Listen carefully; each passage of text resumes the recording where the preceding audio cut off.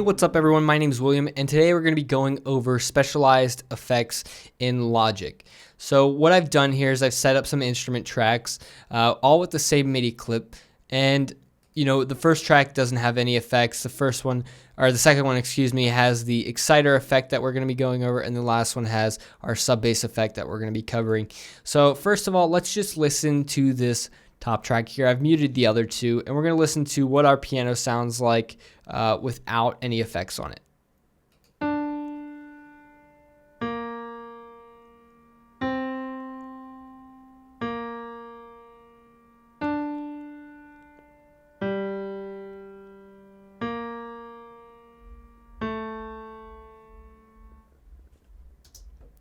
Okay, cool. So that's what our piano sounds like, without any effects. The first effect we're going to be covering is the exciter effect. So I'm just going to unmute this track. And to add the exciter effect to our track, we just simply go over to audio effects. I've already loaded it up, but we just click on our audio effect box that's empty. We go down to specialized and we go to exciter and we click on the exciter effect to add it in. So next, we're going to bring up the parameter window. So this is what our exciter looks like. I'm going to make it a little bit bigger so we can see easier here. It's definitely the simpler of the two specialized effects. It's pretty much just distortion. It distorts and adds harmonics to our sound. But it does this in a way where it's actually using a high pass filter to tell which frequencies are actually going to be, affected by the exciter, what frequencies are going to be distorted. So all we do here, we first have this input button. This just determines whether or not we'll be hearing our input. And then we have our harmonics knob. It determines how much distortion's happening on a percentage scale. And then we also have two different color options. These are just different tones that the exciter will add. Color 1 is different than color 2. And then this frequency slider simply, we adjust it depending on where we want our distortion to start. So I'm going to start at around 2000 hertz. I'm going to add a little bit more, and we can listen to what this sounds like with this exciter effect on.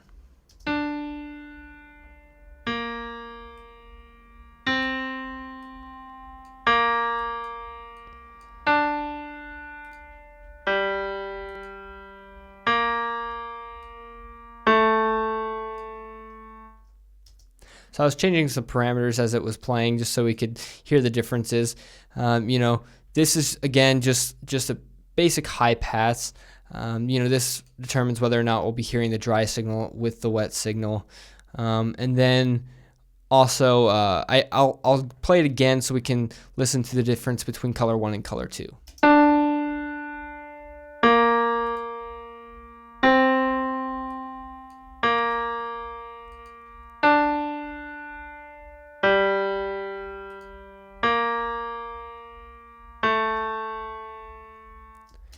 So slight differences there, it's all on personal preference. But this is about it for the exciter effect. It's a cool distortion effect that uses, a high pass to determine what is being distorted. Definitely mess with the different presets they have here. There's not too many, so you should go through all of these. There's only 6 of them here. It's definitely a cool effect to use depending on what you're looking for. Next, we're going to be moving on to the sub bass effect. The sub bass effect, in short, it just adds a sub bass to our sound. So I'm going to load up the sub enhancer preset and reset it.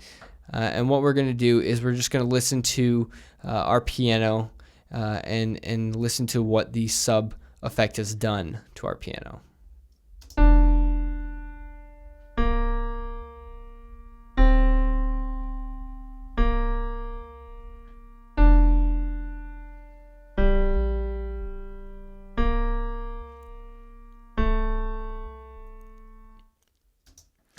So as you could hear, it pretty much just added a sub bass to our sound.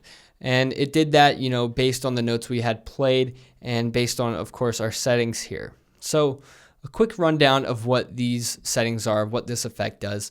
There's two bands for this effect. One is a higher band for the higher range for our sub bass, and one is the low band for the lower range of our sub bass. In this display window, we can see our higher band up here and our lower band right down here. Next, we have three knobs for each of these bands. They're the same for each of the bands.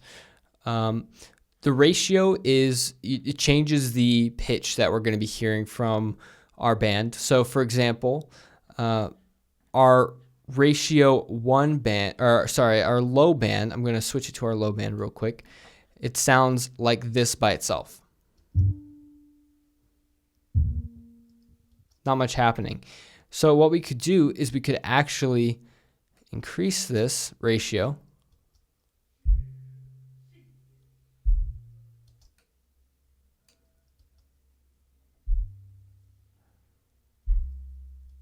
And it's hard to hear, but what's actually happening is as I'm increasing the ratio, the octaves are getting lower. So at 1, it is the same note as what is being played in our MIDI clip.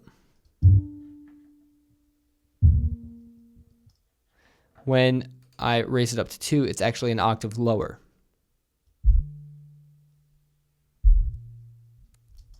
So that's something cool to understand about the ratio knob. I'm going to set it back to 1 where it was and put this roughly where it was before. Next is the center knobs. The center knobs, it determines what the center frequency of our band is. So for example, for this top band, we have 300 as our center frequency. It sounds like this.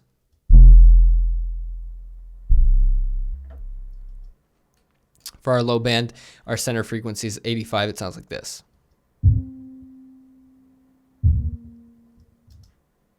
So that's just our center frequency for our band. Next, we have the band width knob here. So I'm just going to change that as it's playing so we can hear what that does.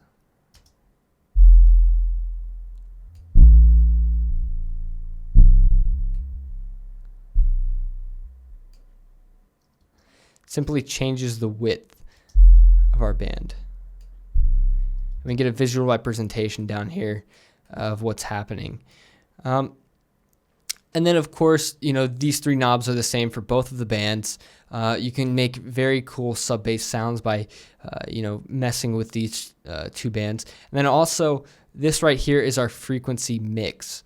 So, it's a basic mix window. If we're at 50, each of these bands is being played evenly.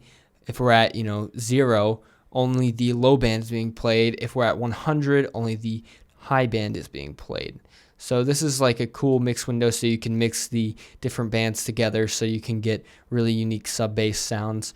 And then of course for our last parameter, we have our signals, our output signals that we can mix. And for our dry signal, we have from 0% to 100% dry signal, so we can determine how much of the dry signal will be output. And for the wet, we have from 0% all the way up to 500% wet, which is just the sub bass sound.